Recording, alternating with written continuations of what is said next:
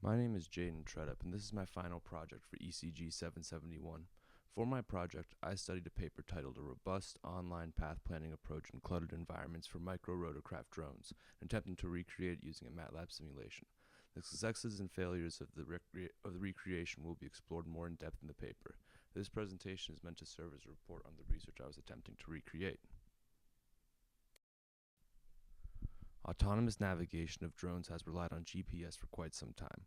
While this is adequate in outdoor environments, the exploration of indoor environments and canyons is often hindered by the denial of GPS. While robust positioning and navigation systems exist, they often require much more computation power than micro-rotorcraft drones are capable of without sacrificing their controller. In these instances, it is assumed that through optimal control theory, a system can be designed which uses optimal control algorithms to take the place of more robust sensor systems. The research presented here breaks the problem up into three major components: system design, perception of the environment, and path planning. The solution to the navigation task explored by the researchers consists of a differentially flat model, which means that all of the system states will be able to be expressed as some form of a combination of the vehicle's pose, orientation, and their derivatives. The cascaded controller consists of an inner loop which controls the vehicle's attitude and an outer loop which receives sensor data to perform state estimation, position tracking, environment perception, and path planning. The system can be simplified to have two main tasks: perception of the environment and path planning. An integral part of the system is being able to perceive and map the environment without expending too much of its computation power, but still maintaining an accurate portrayal of the environment. The first part of this section will discuss the hardware and software combination chosen to maximize efficiency. The second part introduces a mapping technique which can scale for infinitely large environments. The third part will use techniques from part 2 to generate a cost map for our system. Our two biggest uses for the sensor and software combination are to map the environment and perform state estimation. The problem, properly referred to as self-localization and mapping, or SLAM, is a well-studied and proven topic. The method itself relies on matching detected features to map an environment and estimate the system's position. Variations of the algorithm have developed over a variety of sensors, two of the most common being RGB depth cameras and laser rangefinders. RGB depth cameras offer higher detail but are computationally inefficient. The laser rangefinder only offers a two-dimensional depth image, but for our problem, which is one of constant height, this is all we need. Open source SLAM packages are available for use with either sensor. For this research, the team chose to go with the Hector SLAM algorithm, which can be seen in the video to the right. It is worth noting that in the video to the right, although it is using a two-dimensional laser rangefinder, it is still operating in 3 dimensions. This is because it's using a system to vary the Z value while still collecting a two-dimensional depth image over the entire XY plane. This then maps to 3 dimensions. Obstacles are located by using the depth and angle data from the 2D laser rangefinder to interpolate their locations in respect to the vehicle prior to having their coordinates transformed to the real world. These obstacles will actually provide the features for the feature detection portion of the SLAM algorithm. The most crucial part of the mapping system, however, is the rolling grid map. As stated before, a primary goal is to minimize necessary computing power while still completing the task to a satisfactory degree. To greatly save on memory space, the mapping is done over a rolling grid map. The rolling grid map groups blocks of points in the real world into a grid position on the map. This way, all the individual points do not need to be stored, rather those portions of the map can be accessed when they need to by the data stored in the grid.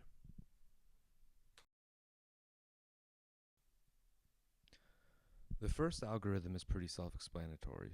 It introduces the coordinate transformation from the real world to the rolling grid map. This will be useful for a lot of our algorithms which invoke the voxel traversal algorithm, as it relies on this algorithm to output the unoccupied grids. The purpose of the second algorithm is to return a list of grids that are covered by the input trajectory. When mapping the trajectory onto our coordinate frame, we want to maintain low memory while still ensuring the safety of the craft. The grids are mapped as unoccupied, just large enough to ensure that the micro vehicle were to pass through it, it would be a safe passageway. To properly implement the rolling map strategy, algorithms need to be developed which map and transform aspects of the problem in the real world to the grid map. Algorithms 1, 3, and 4 are concerned with mapping points, trajectories, and line segments to the grid respectively.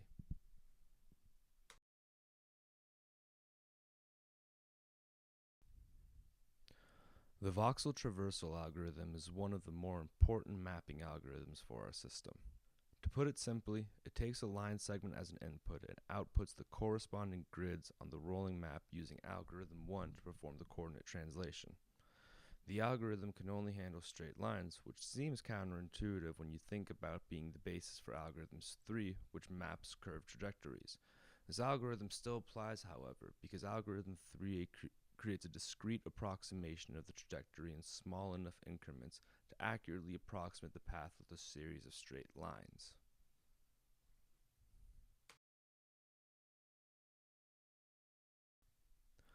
The final stage of the perception of the environment is to create a cost map for the surrounding areas. Once again, the voxel traversal algorithm is going to be used to quickly map the environment. Instead of attempting to read every real-world coordinate, we can use the rolling grid map to cover more space at a time.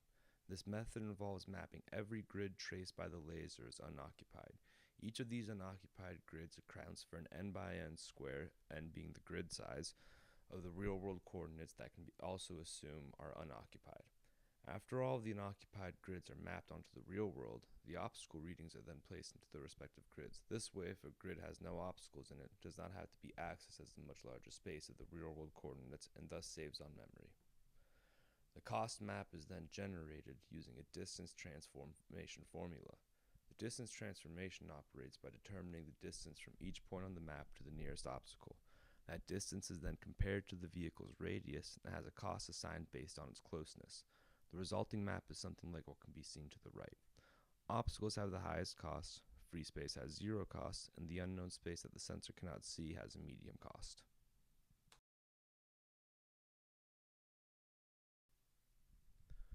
To solve our path planning problem, we will first need to obtain the general problem definition. After the general problem is defined, then a unique two-step solution is proposed by the researchers will be covered to show an easy way to base the optimization problem.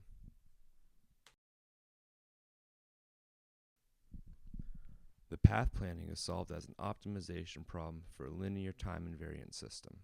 The system is described with the equations on the left-hand side. A, B, and C are constant matrices. X, U, and Y are the state input at output variables at time k. The path planning problem can be generalized with the equations on the right-hand side, where P, Q, and R are positive definite matrices, and the X values are the start and end states of the system. O is the set of spaces the vehicle cannot enter, such as obstacles or humans.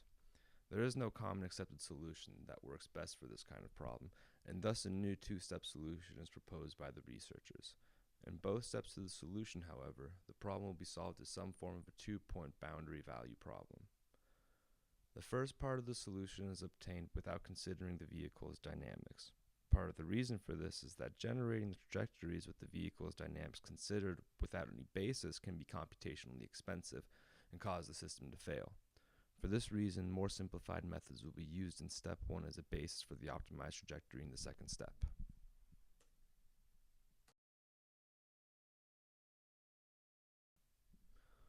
One of these methods is the A-star algorithm. The A-star algorithm is a graph searching function which uses the best first search method to calculate the best path to follow given all of the weighted cost values of the points on the map. Some of the constraints of the A-star algorithm are that it can only generate straight line trajectories and that the system has to come to a complete stop between each trajectory. Regardless, the A-star algorithm is still a good place to start for our solution, as it is an informed search which still uses minimal computational power. The path generated by the A-star algorithm will be referred to as the safe passway for the rest of this presentation.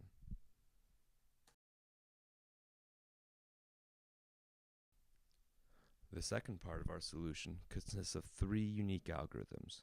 The first algorithm is used to optimize the trajectory given by the safe passway while taking the vehicle's dynamics into account. Micro-air vehicle dynamics are presented in a few of the referenced articles, one of which justifies that for most micro-air vehicle systems, Jerk-limited trajectory generation is adequate due to its ability to control the angular velocity of the system. The researchers modified that system further and reduced it to an acceleration-limited trajectory generation, although it does still have the room to allow for jerk limiting if the occasion requires it. To optimize the trajectory, we treat the problem as a minimum time 2-point boundary value problem.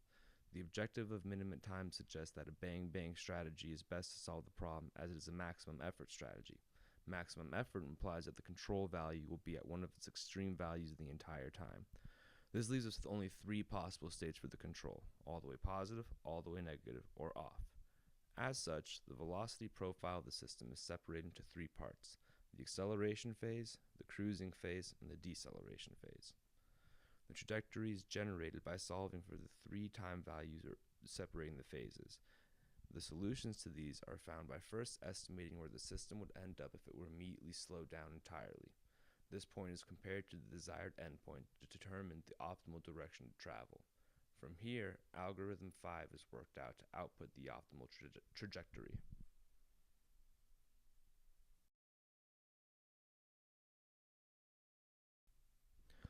To further optimize the system, we must minimize the time spent hovering or paused. Hovering occurs at each of the boundary values as it is the boundary condition. To minimize the hovering, the solution to the 2-point boundary value problem is combined with the model predictive equilibrium point control, also noted as the receding horizon control, or RHC.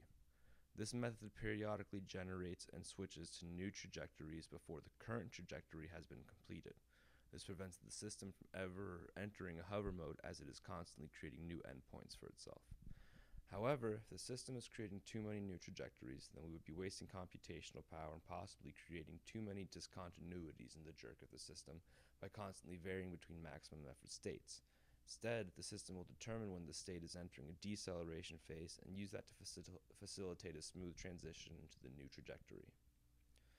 To account for a dynamic environment, an emergency trajectory system is implemented as well.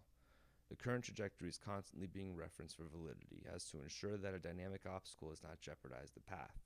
The trajectory switching is performed in algorithm 6, which references algorithm 7, the emergency trajectory searching algorithm. The trajectory switching algorithm serves the purpose of determining when to generate and switch to a new trajectory. The algorithm checks to make sure that the current trajectory is still valid. If it is not, then the emergency trajectory algorithm, algorithm 7, is invoked. Otherwise, the algorithm waits until the current trajectory is entering a deceleration phase.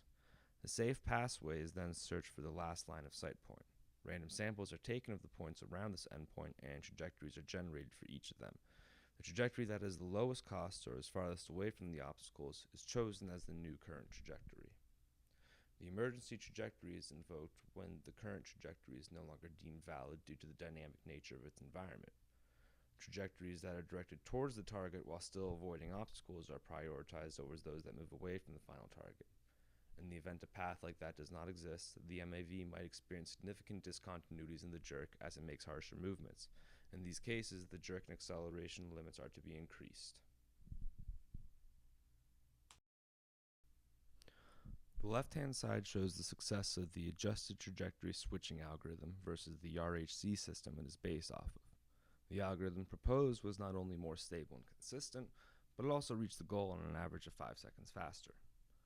The results on the right-hand side show that the system was able to generate optimal paths at a consistent speed of around 1.5 meters per second. The graphs also show the control values being right in line with their theorized reference values. The system's even extended to a simulation in a forest, which it was successfully able to navigate through, while the mapping only used up a small 128 megabytes of memory. And that about wraps up my presentation. My recreation and simulation is explored in depth in the paper. The simulation has yet to be successful, though it seems to be a lot of technical difficulties associated with trying to make a new simulation in MATLAB. It seems that the best route to recreate the research in the future might be either through a full-on ROS gazebo simulation or through a hardware-in-the-loop simulation where we can use a MAV linked up to ROS to use the Hector SLAM algorithms and other packages over a network.